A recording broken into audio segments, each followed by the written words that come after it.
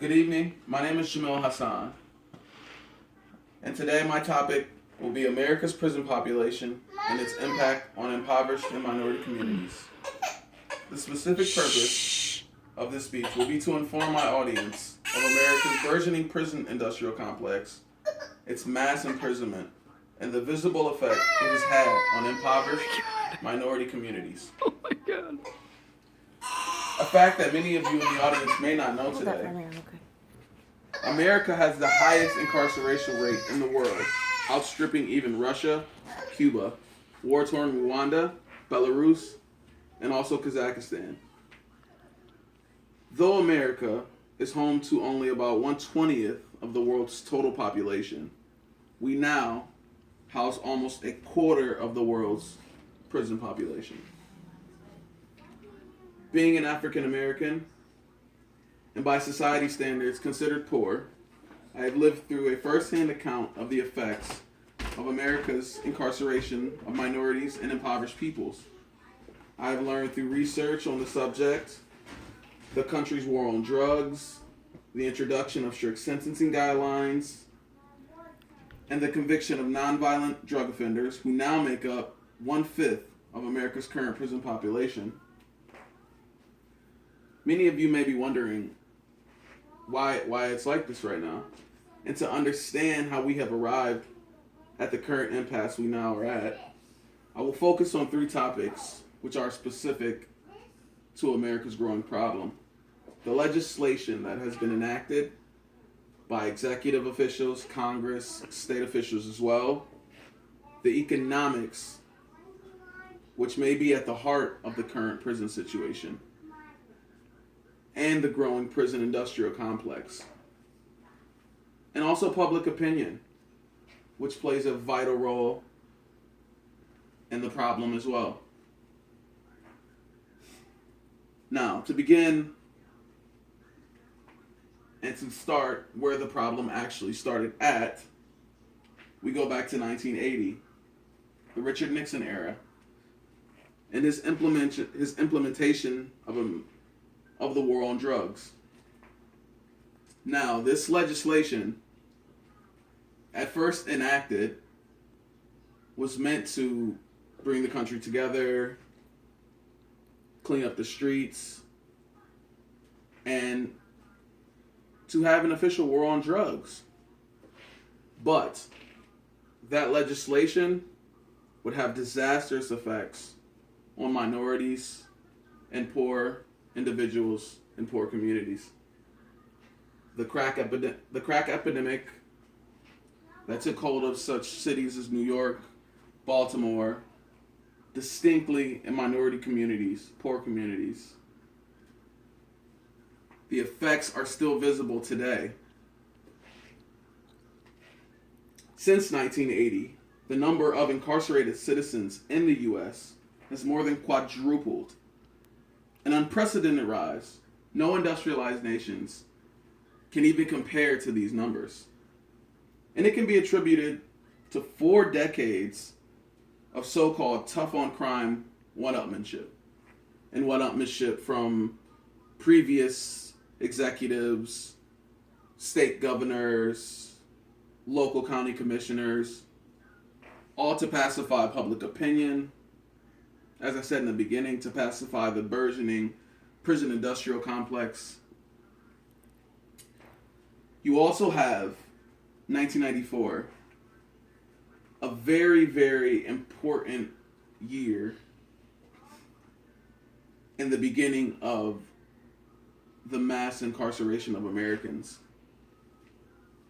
President Clinton, the sitting president at the time, signed the Violent Crime Control and Law Enforcement Act.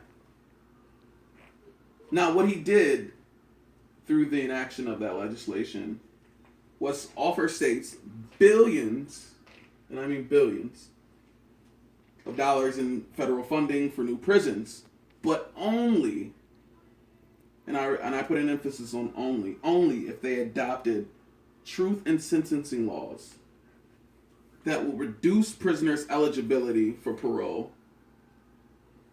Additionally, state after state, and also the federal government, in the 90s passed laws lengthening sentences for many crimes, particularly drug crimes, which particularly affect poor minority communities.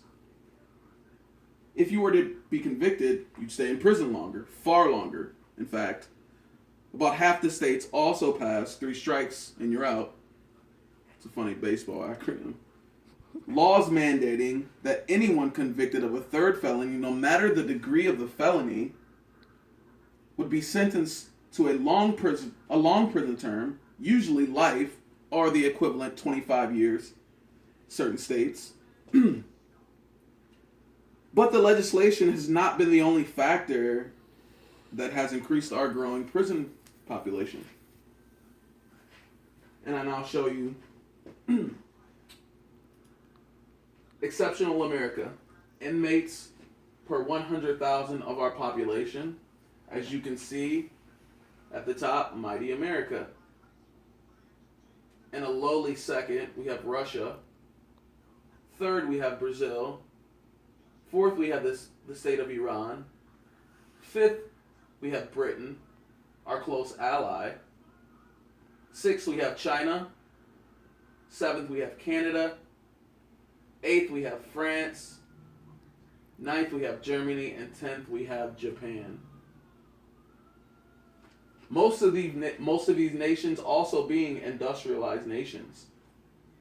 And if you think about the numbers per 100,000 citizens, inmates per 100,000 citizens, and we use an example such as the state of Louisiana, which now is at an astronomical 130 inmates per 100,000 of their population.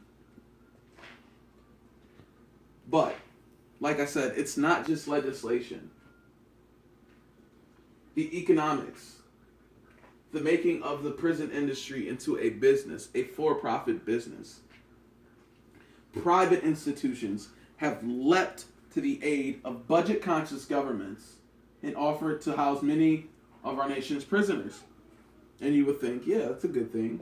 You know, take some of the burden off the state. Maybe we could use some of this money for other initiatives as far as education, civil service, transportation, countless things that money could be used on. Over the last few decades, the U.S. private prison industry has ballooned in size and is now thought to be a multi-billion-dollar market. Now think about that. The prison system, the punitive system, something that is meant to rehabilitate, has become a business, a multi-billion-dollar business at that. The U.S. prison system is increasingly run by private institutions, and they play an increasingly important role in it. I show you another diagram here. Total population of U.S. prisons from the year 1990 through the Clinton administration, through the Bush administration, and also the Obama administration. And as we can see at the bottom, federal prisons, the state prisons, which is astronomical, and then we have local jails. And all continue to rise from 1990 onward. A number of these large companies operating in our country, throughout our country, on a for-profit basis, including 2 of the leading firms, the Corrections Corporation of America, and also GEO Group. We have allowed for nonprofit entities to infiltrate our punitive system with limited oversight, limited enforcement of that oversight, and it has been a recipe for disaster. But public opinion has played a very vital role, just as economics has. And I show you another diagram here. Top 5 countries with the highest prison populations. We go back again. 2.1 million in America. Population per 1,000, 737. Jail occupancy level percent, 107.6%. UN sentenced prisoners percent, 21.2%. The female prisoners percent, 8.9%. If we look at that, the female prison percent, which is very scary because women who are very vital to our communities, the nurturers of our communities, the mothers of our communities, the daughters of our communities. And we look at now China, 1.5 million per population, 118 compared to America, 1/5 of today's population, 2.1 million, 737. China, 1.5, 118. We now look at Russia, 874,161, 614 per 100,000. Brazil, India, so on. But prison crime and the prison industrial complex, it is something that has divided many Americans. Many Americans are not astute as far as the ramifications of punitive punishment and how it affects our civil society. So usually, public opinion is swayed by race or demographic. Americans of all races are significantly more punitive than they once were. While Caucasian Americans are and have been more punitive than minorities such as African Americans and Latinos, even though they are less frequently victimized and are less concerned about crime. Caucasian Americans, who constitute a majority of our policymakers, criminal justice practitioners, the media, and also the general public, overestimate the proportion of crime committed by people of color and of economic status, and the proportion of racial minorities who actually commit these crimes. And again, I come back to show you. Private versus public bed capacity. And as you can see, from 2002 to 2012, the number increases for private as the number for public decreases. And as you can see now in 2012, we're almost at 30 compared to 15 for state. A national survey conducted between 2000 and 2001 showed that 70% of Caucasians, in contrast to 52% of blacks, supported three strikes laws that compelled life sentences for people convicted of 3 serious crimes. Caucasian Americans are also more likely than African Americans to endorse the use of the criminal justice system over other social policies to reduce crime, such as parole or intervention, drug courts now. We see those in communities now starting to pop up, but America still is crime punishment first. As far as industrialized nations, like our allies in Britain and France and Germany, they choose to rehabilitate their citizens and hopefully bring them back to be successful citizens in life. So public opinion has swayed our policymakers and legislation because of the divide that has been ingrained in our society. There is less dialogue and more ideologue. It's if you commit the crime, you do the time, instead of looking at circumstances, environment, and hopefully bringing about a change. The media, lobbyists, all these different special interests have an agenda. And so we see the prison industrial complex, the mass incarceration of individuals who A, are impoverished, or B, minority. Despite all the information given in this speech, Criminal punishment is a subject that still divides us as Americans. Though it is 2016, we have had an African American president.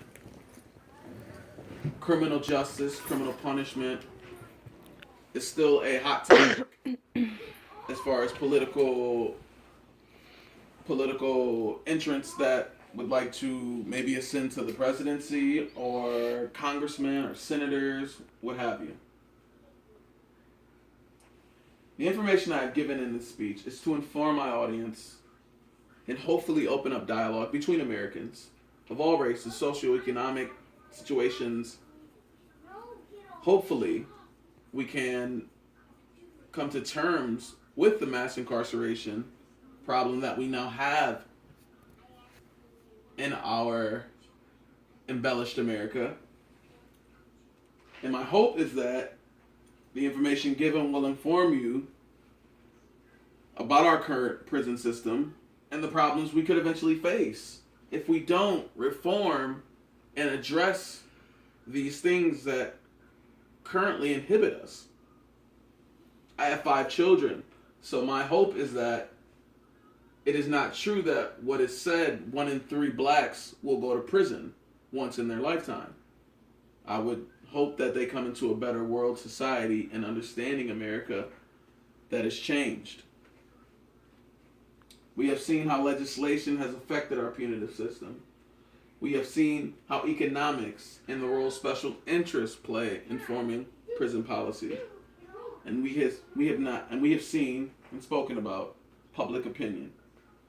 How the media, elected officials conform to public demand and put into law legislation that has destroyed and has been very destructive to minority and impoverished communities.